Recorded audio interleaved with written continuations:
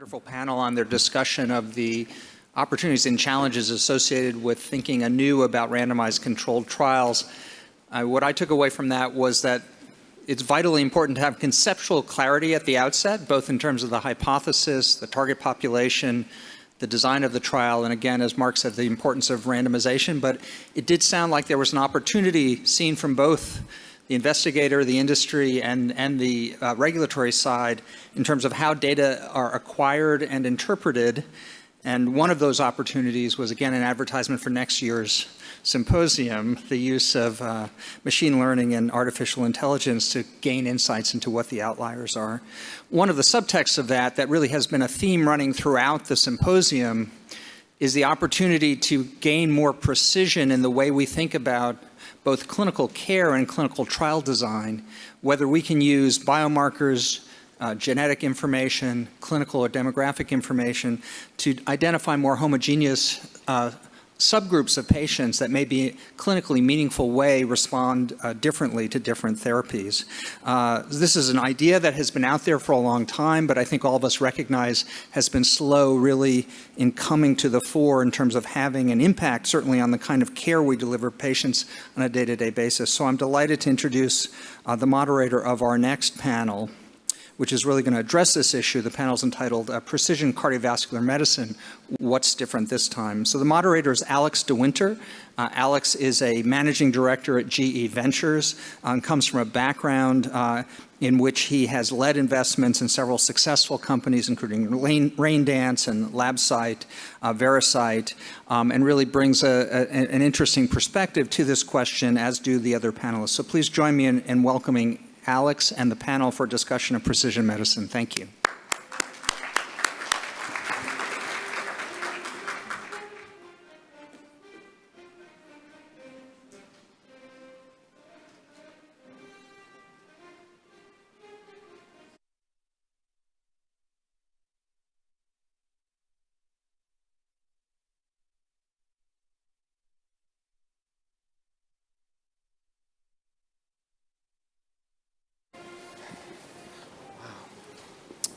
Okay, thank you for the introduction. To start this panel off, it's pretty clear that clinicians have known for a long time that clinical outcomes can vary dramatically within groups of patients, despite the fact that that group of patients might all appear externally to be the same and present with the same symptoms. The promise of precision medicine is to actually reveal the unseen factors that lead to this disparity in outcomes, and ideally treat patients individually rather than applying a one-size-fits-all approach to treatment. Now, this approach to precision medicine has obviously worked fairly well in oncology, but to date, at least the argument made by the title of this panel is maybe it hasn't worked so well in cardiovascular medicine. That said, cardiovascular medicine, it's generally acknowledged that there are a number of causes that lead to heart disease, including a patient's genes, proteins, behavior, and environment, and there are now technologies for measuring each of those individually.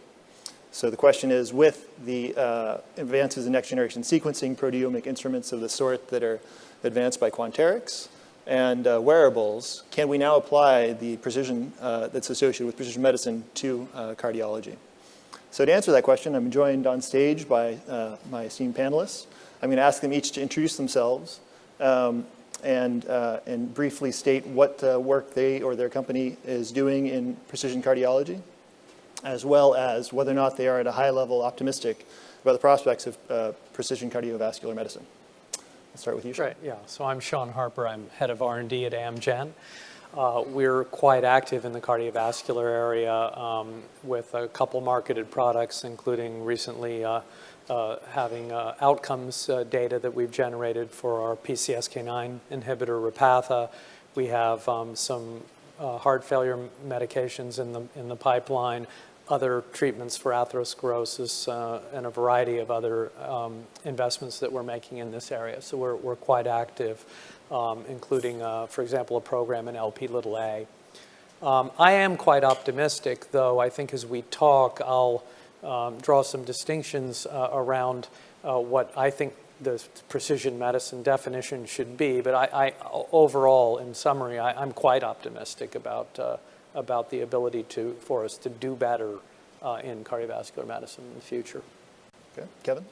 Hi, my name is Kevin Hrusovsky, and I work with Quanterix Corporation. I'm probably more of the engineer and toolmaker on this panel, and our company is really honed in on trying to see proteins and molecular structures in blood or any serum or any type of sample about 1,000 times more sensitively. And the thesis is that if we can look at baselines of healthy patients as well as see when protein levels and or other molecular structures start to go at disease levels and see that complete continuum, it could lead to some advances. And in the area of cardiac, it's probably the area that troponin, we can actually see 100% of patients now at their baseline levels, which is a fairly significant breakthrough.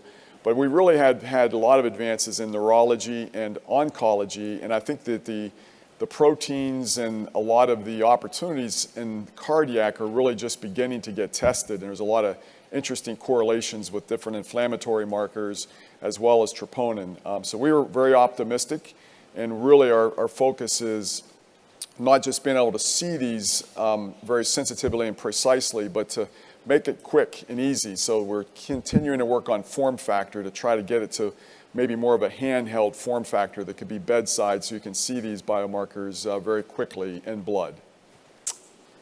Great. My name is Dean Lee. I'm a cardiologist, and I should probably say that I've been with Merck for 5 weeks. I came from the University of Utah. In terms of what my responsibilities, I'm head of translational medicine, which is managing the pipeline going from discovery to development in all sort of therapeutic areas. What I would say about cardiovascular metabolism and Merck, and also from my own academic research, actually I was supposed to initially go and be head of cardiovascular metabolism in South San Francisco, and I think Merck's point of view is that they're very enthusiastic about this area. When you look at the total impact of cardiovascular metabolic diseases, it's still a huge player, and the degree of enthusiasm for it is probably not best shown by me speaking about it, but the fact that Merck has substantially rearranged its resources to lay a whole new foundation of a new discovery enterprise in cardiovascular and metabolic diseases in South San Francisco, where all the other biotechs and other pharmas have established there. So we're very enthusiastic. I'm David Milan. I'm a cardiac electrophysiologist at Massachusetts General Hospital, where I take care of patients 2 days a week, and then I have a research laboratory where we study the molecular basis of cardiac arrhythmias. Our work has used zebrafish and cellular models to functionally validate genetic hits in diseases like atrial fibrillation.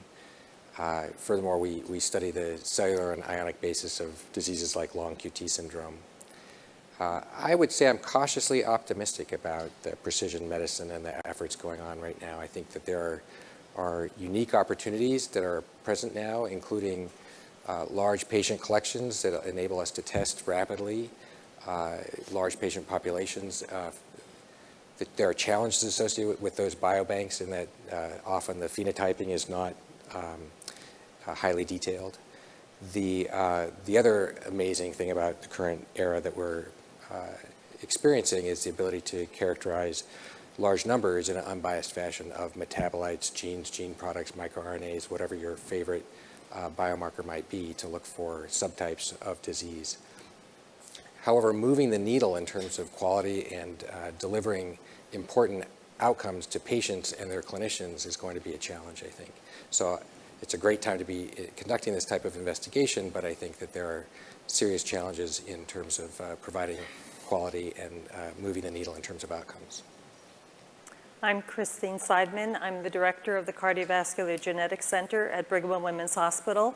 Our goal in that center is to understand the genetic basis of every patient who comes through our doors, to use that information to understand the mechanisms of disease, and more importantly, to shape the appropriate management program and treatment therapies for that particular individual. We've been very successful over the past several decades in which the center has been running to understand causes of non-ischemic cardiomyopathies in depth. and in particular understand the genetic basis of most causes of hypertrophic cardiomyopathy and dilated cardiomyopathy. And I think that that needle, in terms of genetic insights, has been reset. These are not rare familial disorders anymore, but rather they are on the spectrum of human variation in a class of genes that provide mechanistic insights about why the heart remodels. And using that kind of information in a research laboratory, we've identified target molecules that may be appropriate for interventions. On a different side of my life, I'm a co-founder of Myocardia, a company that targets the sarcomere based on the genetic and biophysical understandings of what mutations do to contractile performance. And I think it's seeing that compendium that makes me very, very enthusiastic about precision medicine. Okay, well, not too surprising. We seem to have a number of optimists on the panel. So, Christine, you mentioned that you're applying genetics to look at the causes, the underlying causes for non-ischemic cardiomyopathies. I'm just curious, how can precision medicine both inform the prevalence or the incidence of that, and then as well, how can it be used for clinical care of patients? Right. So as many of you know in the audience, a lot of genetics began with the identification of familial cases, and that led to very high degrees of certainty that that gene mutation caused the disease in that family. But the complexity was whether it was relevant to the broader population. With next generation sequencing, we can answer that question, and the answer is unequivocally yes, in my opinion, that the variants are different, but the genes are largely the same. And so the reason that's important is if that's a true model, then if you understand that mechanism in that familial disease, you'll be able to apply it to a broader population. In the cardiomyopathy spectrum, that's happened. I just told you a bit about myocardia. It's not really restricted to that field. I remind you that the LDL receptor mutations were discovered and were the cause of the Nobel laureate prize for Brown and Goldstein many decades ago. And that fundamental mechanistic insight that came from that led to the creation of the statins. PCSK9 inhibitors are exactly the same story. They were discovered from a rare family, and the application to broadly treating atherosclerosis, I think, will be profound. So I think that being able to have an insight and make a precise mechanistic, detailed analyses based on that one finding can really open up a whole area of therapeutic opportunities. Great. And David, it sounds like you're doing something somewhat similar, but for arrhythmias. I'm just curious, are you finding the same sort of clinical utility towards the application of precision medicine towards arrhythmias? Right. So currently, for instance, atrial fibrillation, I think, is where we have the most genetic information and the most genetic clues about risk for disease for atrial fibrillation. And I would say that it has yet to really make an impact in terms of the way that we care for our patients. So we know certain genotypes that are associated with increased risk of atrial fibrillation. They're not currently used clinically. We don't really have a way. Atrial fibrillation may be more than one disease, but currently we treat it as if it's one disease. And we go down a list of medications, trying them one after another. If the patient doesn't respond to the first one, we move to the next one. We are able to, based on individual patient features and histories, able to rule out some of the medications that we cannot use because of toxicities. But by and large, it's difficult to predict who's going to respond to any given medication. So it's really a process of trial and error. I would say that so far, precision medicine has not made major inroads into management of arrhythmias. Okay. I'd like just to make a comment, because I actually think that the approach that I was going to call you Cricket, Christine. Call me Cricket. Cricket, especially with arrhythmia, is sometimes precision medicine or the genetics and genomics tells you a place in how to make medicines, but it also can tell you where you should be careful about whether you should make medicine. And in the arrhythmia field, in the long QT field, there's an ion channel that if you have a loss of function mutation, you get ventricular arrhythmia. If you have an activating mutation in the same ion channel, you get an arrhythmia, suggesting that the degree of the therapeutic window that you have in arrhythmia, defined by human and molecular genetics, is actually pretty small. Whereas in other arenas, it might point to you to a great place to play. But sometimes this precision medicine and genetics tells you where to play and equally where not to play from a pharmaceutical standpoint. Well, I mean, building on that, one of the notable moves into genomics and precision medicine was when Amgen bought DeCODE. So Shawn, I'm just curious, what sort of benefits and advances has Amgen been able to reap from that acquisition? Yeah, so I mean, this builds on the sort of example that Cricket was using for PCSK9, where using kind of the old methodologies that were necessary for tracking down, a disease gene and understanding what the role of activating and inactivating mutations were, leading to conviction around that as a target, and having that play out in the way that it has, where kind of every step of the way, as we developed that medicine, we could see a prediction of what we would see in the clinic with the pharmaceutical intervention from the genetics all the way through. And that's an incredibly powerful thing. So as we worked on that and other targets like it, like our sclerostin program, which has very similar roots, we realized that this was an extraordinarily important way to achieve human validation of targets, of drug targets up front, and to have this level of conviction, which is required for us to make the kind of investments that are necessary, of course, of decade plus and a couple $2 billion to roll out a medicine like Repatha. So ultimately, I think what's critical is having the ability at an industrial scale, right, to be able to make these kind of discoveries. And the advent of the very huge decrease in cost of next generation sequencing has led to the ability to do these population-based genetic studies. And so the leader in the world in doing this has been DeCODE in Iceland. And when we realized that we could acquire their capabilities and work with them, this has been very impactful to us. And we have quite a few, I'd say roughly half of our R&D pipeline is influenced directly by that kind of genetics. An example is the ASGR1 target that we published in New England Journal not long ago. Which is another, seminal kind of a discovery of a gene associated with atherosclerosis that was, without the human genetics, completely unknown. So I think the point that Cricket is making and other panelists have emphasized is that part of this precision medicine concept has to be the ability to identify fundamental biologic mechanisms in humans that are so fundamental that they actually don't vary from individual to individual. We've yet to see an individual who's been injected with Repatha not drop their LDL by at least 50%. I'm not aware of a single case. And we have, 50-something thousand patients in clinical trials. So I think, and we've seen that same phenomenon in areas like bone metabolism, where if you really get the insight to understand the master regulatory circuits that control certain activities in the body, you can gain that insight through the study of rare mutations in families and so on.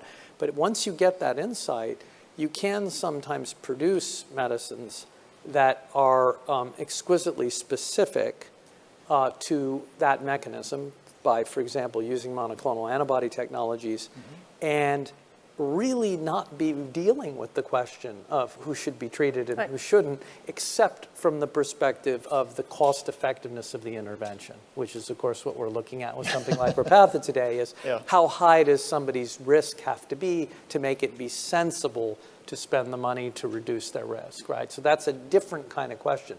But that's a great place to be. I mean, and so I don't think, we have other programs like Lp(a) we can talk about later, where we're going to be targeting our intervention specifically to just individuals who have, elevated levels of Lp(a). So that's a form of precision medicine. But I would argue that it's just as important to be able to develop some of these medicines that actually work in all humans, because that's a very powerful thing.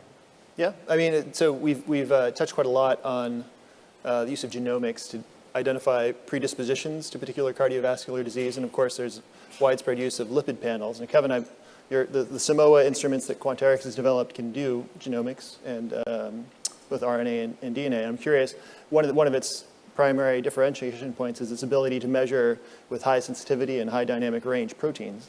I'm curious, what sort of incremental clinical information is provided by the measurement of proteins for precision medicine? Yeah, it's a very interesting question, Alex. The founder of our company founded Illumina and clearly was focused almost exclusively on DNA for many years. He heads chemistry at Tufts, but felt that many of these DNA cascades could lead into activation of the certain protein types in certain categories. And the challenge has been historically that proteins just aren't being able to be measured at sensitivity levels that really get you to the basis of when maybe one of those cascades move. And so, yeah, we can do DNA at exquisite sensitivity and RNA, and I think that there's clearly a major role there.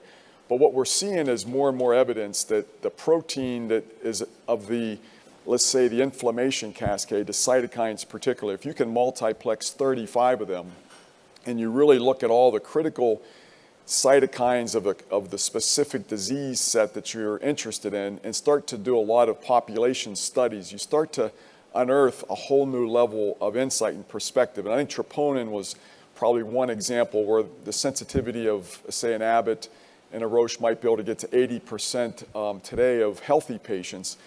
By being able to get to the baseline of all patients, it allows population studies to begin revealing what types of cytokine panels might be more linked to a diabetic that ends up with heart disease as opposed to a diabetic that never gets heart disease. And so there's a lot of foundational studies occurring now trying to stratify these different populations to figure out maybe what is it about going from genotype to phenotype that the protein might be a big piece of that answer. And so initially we sold a lot of machines into the research markets, but now pharma and biotech have been using it to stratify patient populations to increase the probability of success for a drug.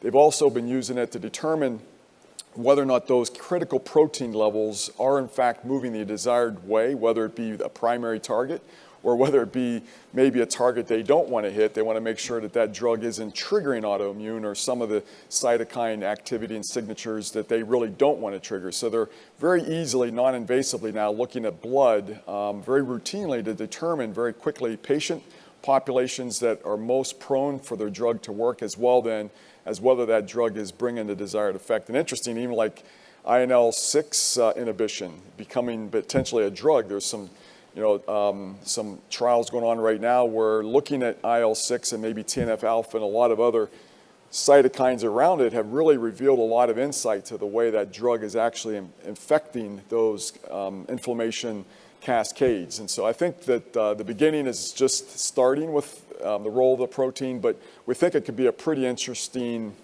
way to really get in between the genotype and the phenotype and maybe provide another piece of that answer that we're all looking for. Alex, I would add to that I think that those proteins are going to be key to evaluating the success of a therapy, and equally important, allowing us to think about when to begin a therapy. We know with lipids that it takes decades until you might really be at true immediate risk for a myocardial infarction. We have no clue how long people are at risk for the development of heart failure once they have either had an ischemic event or they have a predisposing genetic mutation. And I think that those preclinical evaluations are going to be absolutely essential to understand the full natural history of any disease. When we have that, we will probably have better clues of intervening now might be more impactful rather than waiting until someone has an overt event. And I think that we see that as being an absolutely critical component. The protein profiles will be essential to drive that precision of timing.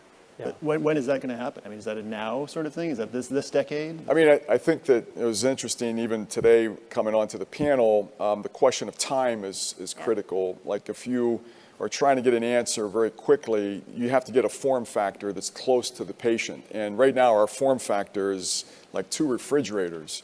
So we really have to have samples sent to us and then we give the answer.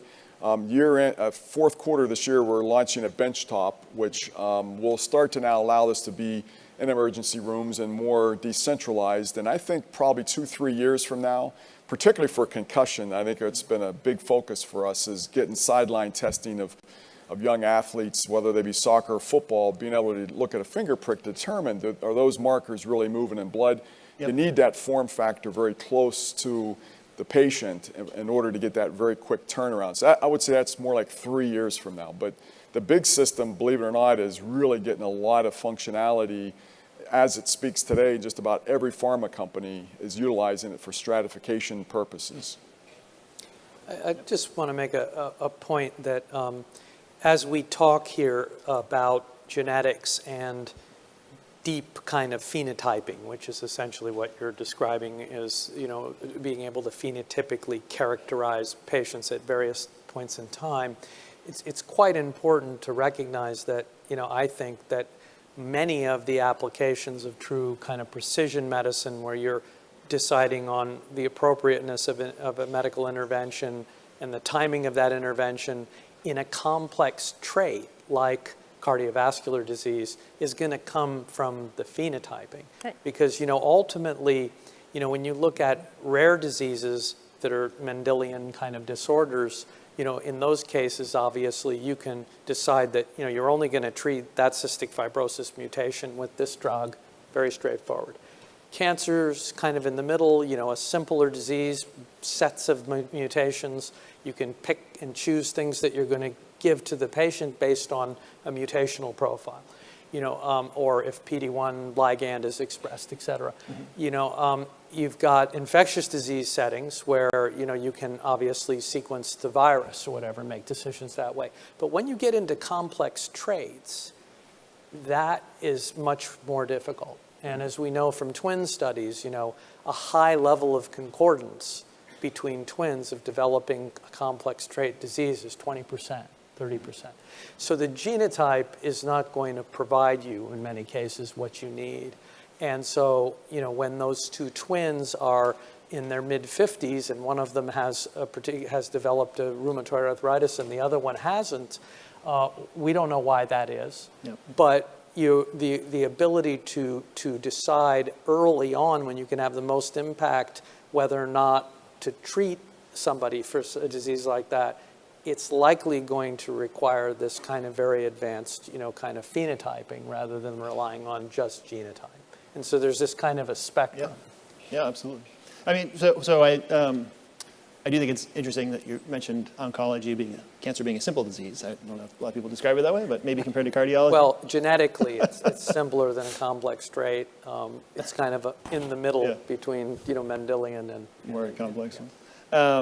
So Dean, getting on to oncology, I know Merck is a very successful drug in Keytruda, and I'm curious if you could sort of talk a little bit about how that's an approach of oncology, of precision medicine towards oncology, and what sort of approaches Merck is using to address that same gap in cardiology.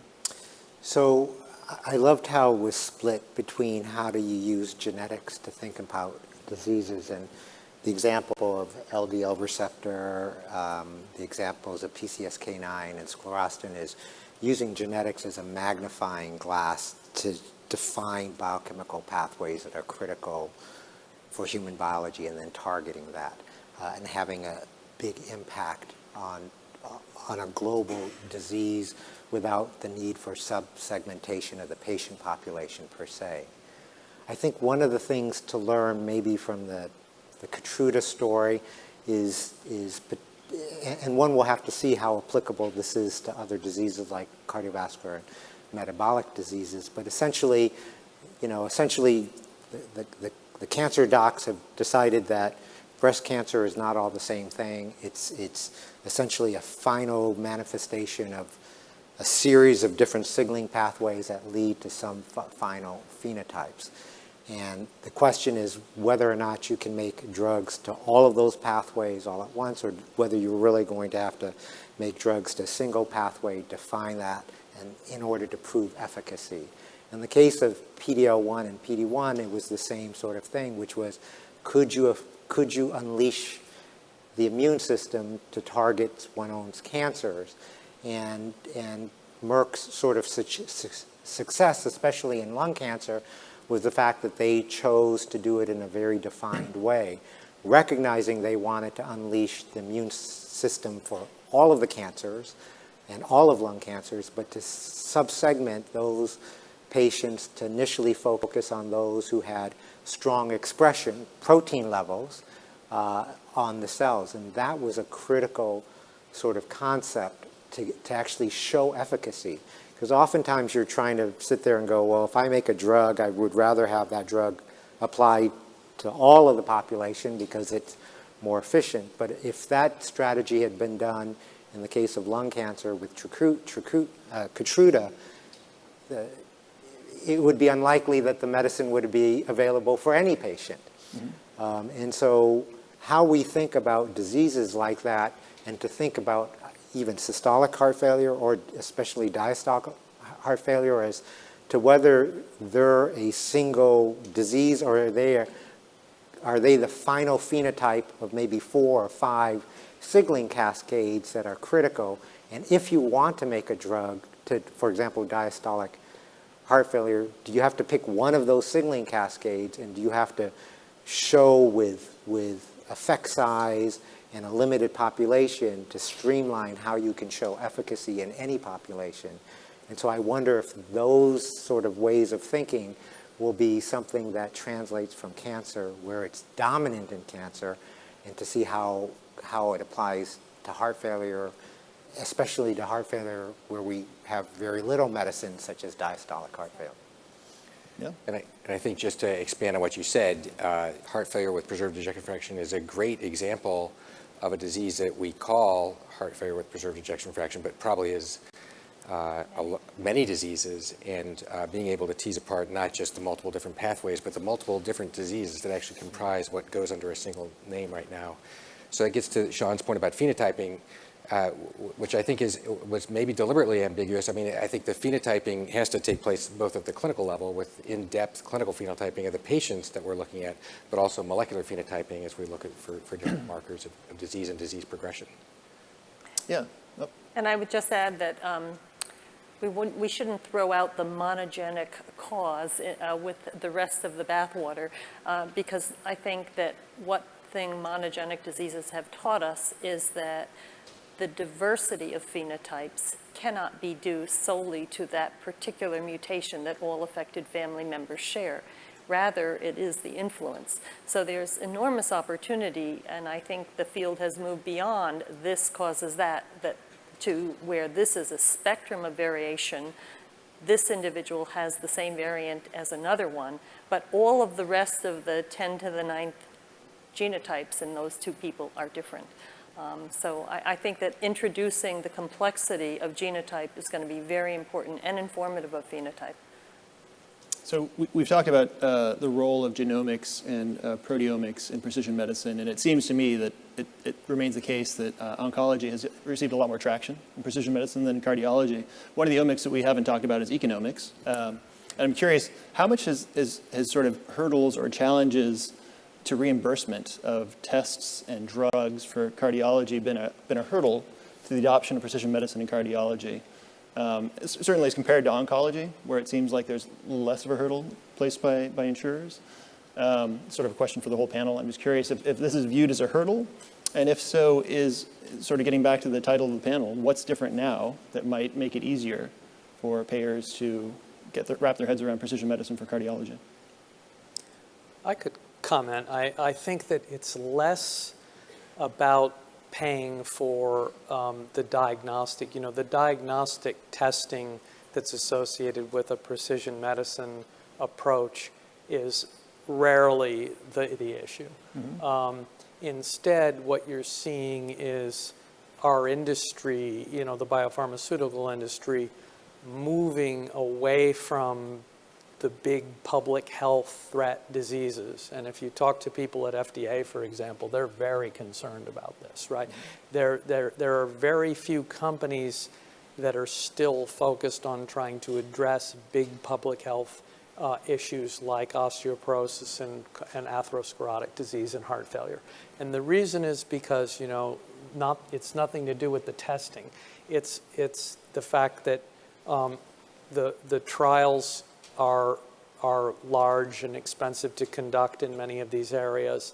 The safety bar that's imposed by regulators can be extremely high, even though the burden of disease, I mean, the #1 killer of people on the planet, the #1 killer of people in the United States is cardiovascular disease, largely mediated by atherosclerosis. But you try to get a risk-benefit equation looked at around that by regulators versus cancer, and it's a completely different ballgame. And then the other thing I'm seeing, which is really quite unfortunate, because again, the capital markets drive what we are able to do in the industry, is many investors saying to us, certainly the analyst community saying to companies, you know, when are you guys going to realize this doesn't make any sense, right? The areas to work in are orphan diseases and oncology, because that's where you can charge these extremely high prices for drugs. And that's a very, you know, we like that. We really like that. So that's what you guys should be doing. And why are you working in areas like osteoporosis, heart failure, cardiovascular disease? So from a societal perspective, it's a major problem, in my view, that, you know, you're seeing the focus of our industry move, you know, so much into these areas. And of course, you know, again, you follow the money, that's what happens. But it is something that I think many people don't really appreciate, and it's a change that's been going on now over a decade. I mean, is there any remedy to this situation, do you think? I mean, my view on this is a little bit maybe not totally in line with your question, but it has to do with prevention of the disease in the first place. I do feel like we probably are very driven by treatment, and you just look at the level of obesity and overweightness in the United States, and the fact that children being born today have a shorter life expectancy than their parents, even though countries like Japan and France are living a lot longer for a lot less money.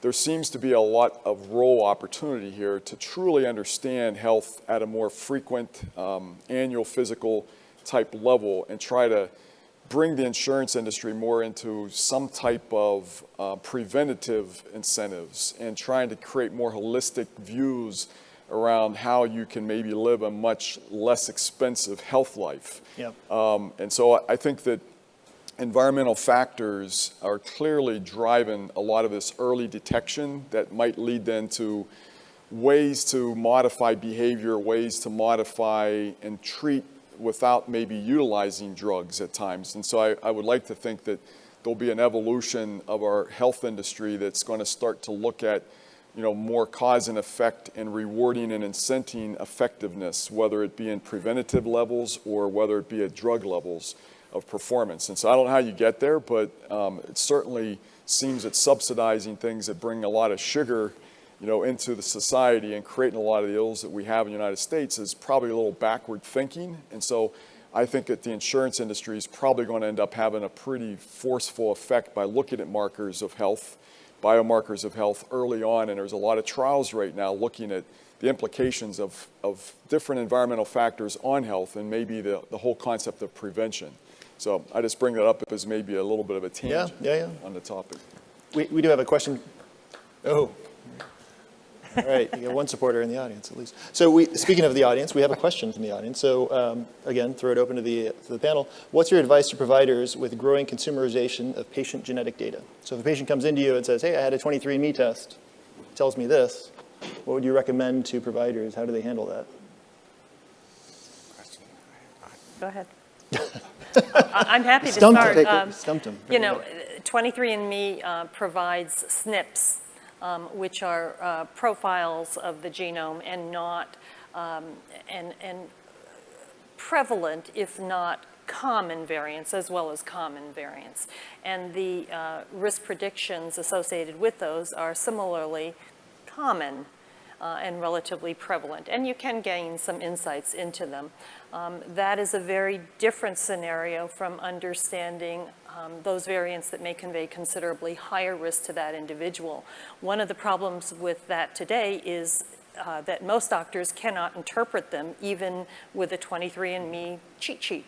And I think that when we think about costs, it's not just money, it's the cost of time to learn and to understand the significance of these variants, those that matter, and many more that don't.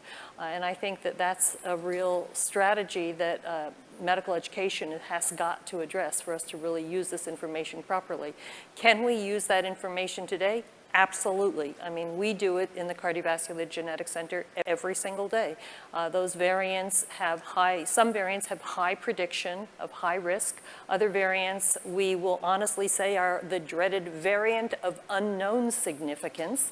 And then there are a whole class of them that we know are clearly benign, and they're akin to freckles. So they're there, but we don't see them as conveying risk. I think that this is a growing need for the cardiovascular community, as well as for the lay public to understand that there's a range, and we are shifting the knowledge base every single day as new discoveries are being made. So it's not fixed in time. There'll be reinterpretation of all those variants. Yep. Just to be clear, the variants you're talking about are from tests that we order where we sequence candidate genes, disease-causing genes. The ones where the patients show up with 23andMe reports are different and in large part easier to discuss with the patients because they aren't disease-causing mutations that are being identified, rather SNPs to convey a marginally increased risk of disease. But there are also whole genome sequences that people will bring to you, not on a flash drive, but encyclopedia. Exactly.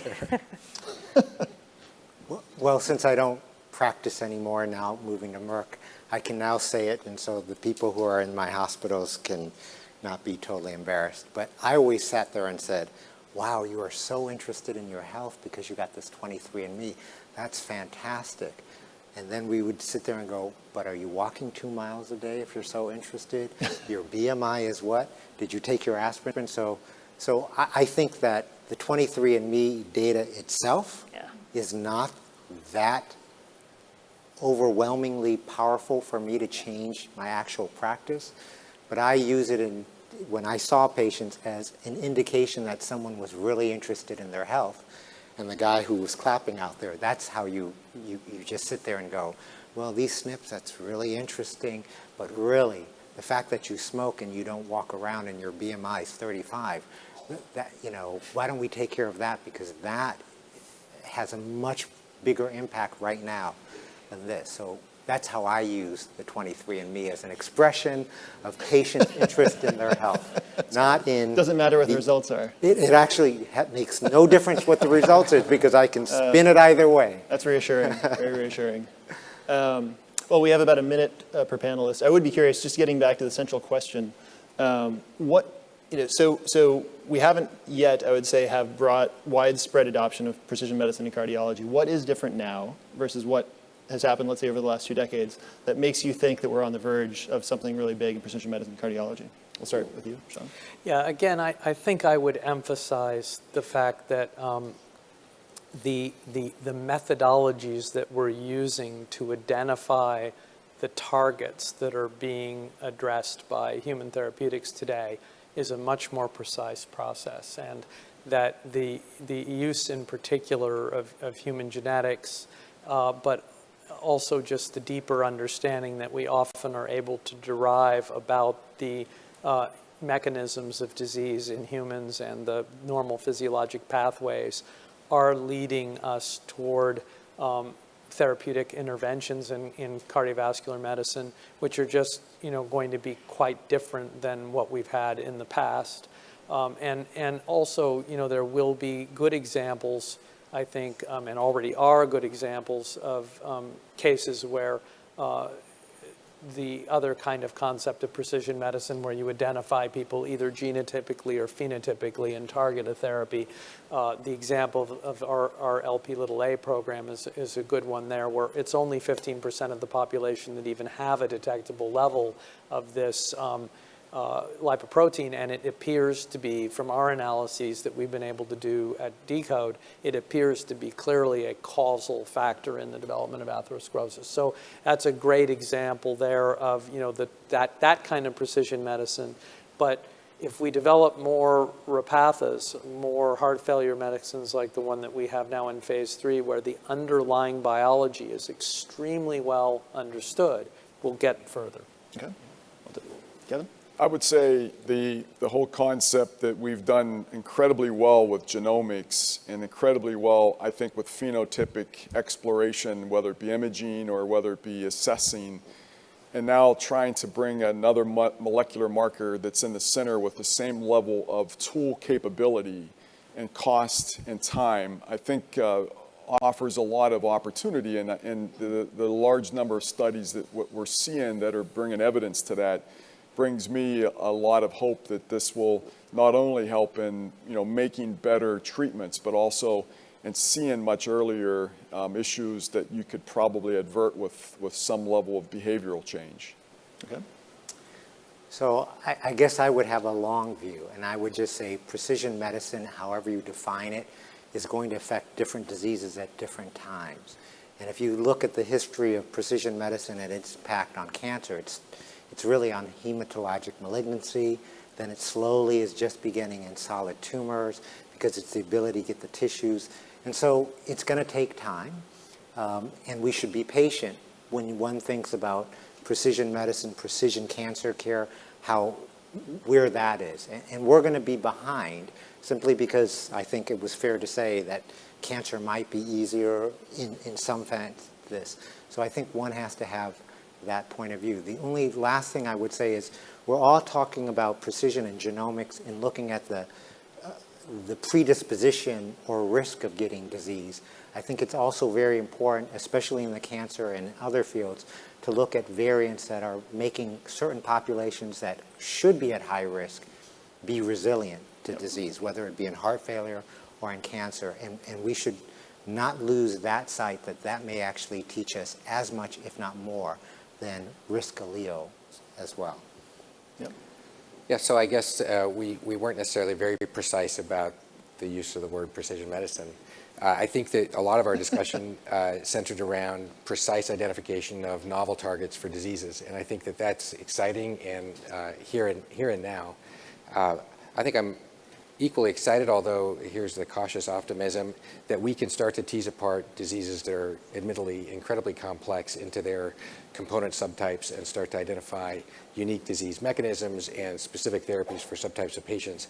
I think that's a higher bar, a longer goal, but I'm still optimistic about it. Okay. So I would only add that precision medicine to me means not only knowing the cause and the mechanism, but using the genetic opportunities to influence your treatment. And I mean specifically using genetic tools to direct the therapy to the right sequence or the right protein. And there are strategies and ways to do that we've never had before. And they're available in the research laboratory. They're being played out in animal systems. We'll hear a little bit more about some of them in one of the sessions that follows. And that is truly, I think, going to be a second game changer. Great. We have game changers on the way. With that, I'd like to thank my panelists and thank you all for attending. Thank you.